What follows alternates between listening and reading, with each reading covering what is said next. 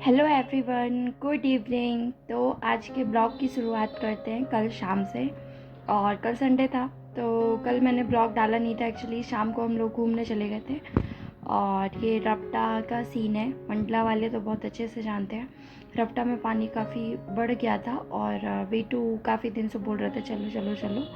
तो उसको रपटा बहुत पसंद है, घर के पास भी है और हम ज़्यादातर जाते भी हैं, तो उसको वो बहुत अच्छा लगता है वहाँ पे।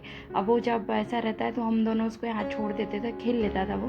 मतलब जहाँ पे क्लोज्ड कैंपस रहता है वहाँ पे, मंदिर में अंदर यहाँ वहाँ, तो वो काफ़ी अच्छे से खेल लेता है। तो उसको यहाँ बहुत मज़ा आता है, बहुत दौड़ने मिल जाता है और सब लोग मिल जाते हैं यहाँ पे। मोस्टली पहचान वाले बहुत सारे लोग आते हैं, तो उसको देखने वाले बहुत सारे लोग हो जाते हैं, तो वो आराम से दौड़ता रहता है पूरे में। और हम दोनों तो है ही उसके बॉडीगार्ड। तो कल शाम को चले गए थे हम लोग थोड़ा सा मूड फ्रेश करने के लिए। और काफ़ी ऐसा हो जाता है ना यार, पढ़ने के कारण और घर पे फिर बहुत सारी चीज़ों के कारण फंसे रहते हैं, तो अपन बाहर नहीं जा पाते। तो कल मैं चली गई थी, मैंने सोचा कि यार आज ब्रेक लेते हैं और आज टेस्ट भी देना था, तो कल पढ़ाई भी नहीं की थी कल। हाँ, अब आप पहले टेस्ट का पूछोगे कि दीदी नंबर कितने आए, तो मैं बता दूँ कि नंबर मेरे 162 आए हैं। 162 किस में आए हैं? तांडव में। विनर्स का मैंने दिया नहीं क्योंकि अब बेटू बहुत लेट सोता है यार। पता है कल 12:30-1 बजा दिया था उसने सोने में। तो एक पार्ट मैंने उसके सोने के पहले किया था, बाकी फिर एक एक करके बाद में किया। तो टोटल 162 था। और इसमें पता है तांडव वाले में पोषण स्वास्थ्य में कुछ क्वेश्चन रिपीटेड थे। और पता है, अब आप ये मत बोलना कि आपके नंबर बढ़ गए और हम लोग के तो इतने ही आ रहे हैं। मैं बता देती हूँ मेरे कम क्यों आ रहे थे। पहले इसलिए कम आ रहे थे क्योंकि विनर्स का टेस्ट दे रही थी, है ना। विनर्स का मैनेजमेंट के क्वेश्चन बहुत अलग थे, मैंने जो मैनेजमेंट पढ़ा है वो अलग था। तो विनर्स में मेरे नंबर कम जा रहे थे ना, क्योंकि उनका सीडीपी भी अलग था, मैनेजमेंट भी अलग था। पोषण स्वास्थ्य सबका एक जैसा है, पोषण स्वास्थ्य में कहीं कोई वो नहीं है, उसका सिलेबस कॉमन है। लेकिन मैनेजमेंट और सीडीपी सब कोचिंग वाले अपना अलग अलग पढ़ा रहे हैं। मतलब कुछ कॉमन है, जैसे शैशवावस्था, बाल्यावस्था, किशोरावस्था, है ना, अधिगम कॉमन है।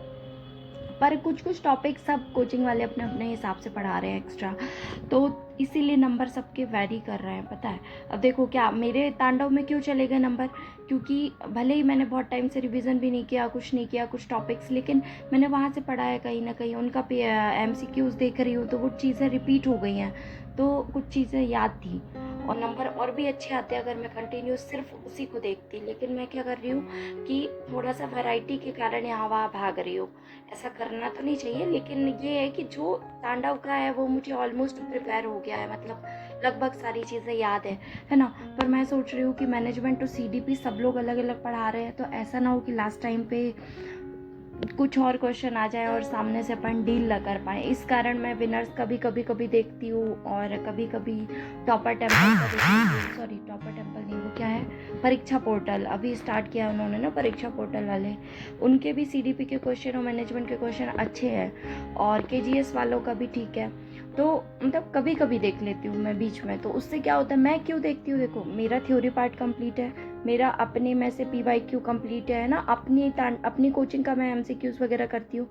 अब मैं एक्स्ट्रा क्यों करती हूँ, क्योंकि मैंने जो पढ़ा है उसमें से मैं क्वेश्चन कर पा रही हूँ कि नहीं कर पा रही हूँ। तो देखो होता वही है, दूसरी कोचिंग वाले अपने हिसाब से क्वेश्चन बनाते हैं, आप अपनी उसका करोगे तो आपको 45 में से शायद 35 नंबर आ जाए, है ना। लेकिन आप वही दूसरी कोचिंग वालों का पेपर दे के देखोगे तो आपके 30 से कम आएंगे। तो ये होता ही है ना। तो इसलिए इसमें टेंशन मत लो, बस ये कोशिश करो कि आपका थ्योरी पार्ट कंप्लीट हो जाए, उसके बाद आप MCQs के लिए प्रैक्टिस करो, ठीक है। तो आपका MCQs जितने ज़्यादा आप प्रैक्टिस करोगे उतना ज़्यादा आपको क्लैरिटी होगी। पता है कुछ चीज़ों में मैं भी बहुत कंफ्यूज हूँ, बता देती हूँ, है ना।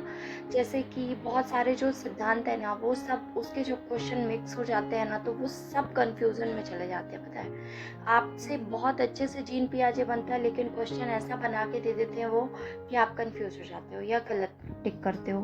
और कंफ्यूजन वैसे ही होता है, पता है आप दो दो तो आप हटा देते हो, एलिमिनेट कर देते हो।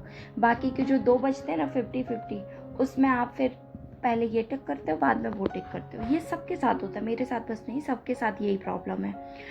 तो ठीक है, इससे सिर्फ निकलने का एक ही रास्ता है कि थ्योरी बीच बीच में रिवाइज़ करो और मल्टीपल क्वेश्चंस जितने ज़्यादा कर सकते हो उतने करो। यहाँ वहाँ से सब कोचिंग का आप पेपर दे सकते हो, कोई प्रॉब्लम नहीं है। बस थ्योरी आप चेंज मत करना, जो आप पढ़ रहे हो, जहाँ से पढ़ रहे हो आपने वहीं से कंप्लीट करो। उसके बाद आप एक्स्ट्रा पढ़ सकते हो, एक्स्ट्रा टाइम है तो आप उसके लिए कोशिश करो। हाँ, सत्यादि का पेपर टफ़ है, ये मुझे बहुत सारे लोगों ने बोला, तो मैं आज रात में कोशिश करूँगी कि विनर्स का तो मैं हर बार देती हूँ लगभग, तो आज विनर्स का ना दे करके मैं रात में कोशिश करूँगी कि सत्यादि का पेपर देती हूँ। फिर मैं कल शेयर करूँगी कि उसमें कितने नंबर आए, है ना, क्योंकि सत्यादि का पेपर थोड़ा सा डिफरेंट है, सब बोल रहे हैं ऐसा। तो मैंने एक बार बस दिया था स्टार्टिंग में, वो भी मैंने सिर्फ पोषण स्वास्थ्य और मैनेजमेंट का दिया था शायद, बाकी पूरा कंप्लीट नहीं दिया था। तो आज अब देखती हूँ, आज कोशिश करती हूँ कि उसको कंप्लीट दे करके देखूँ।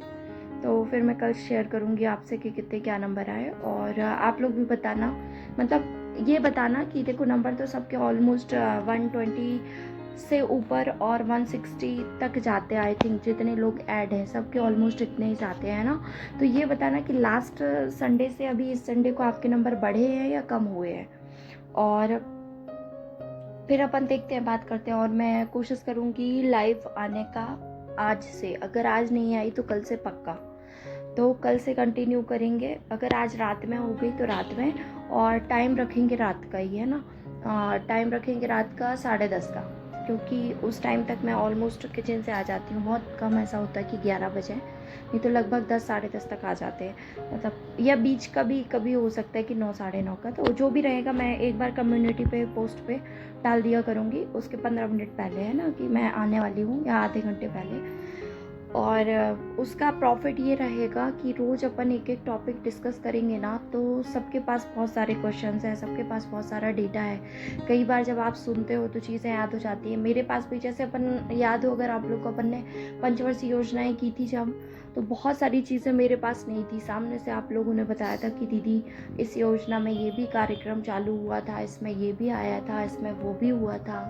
तो मतलब साथ में पढ़ने का बस प्रॉफिट यही रहता है, पता है, टाइम बहुत कम है।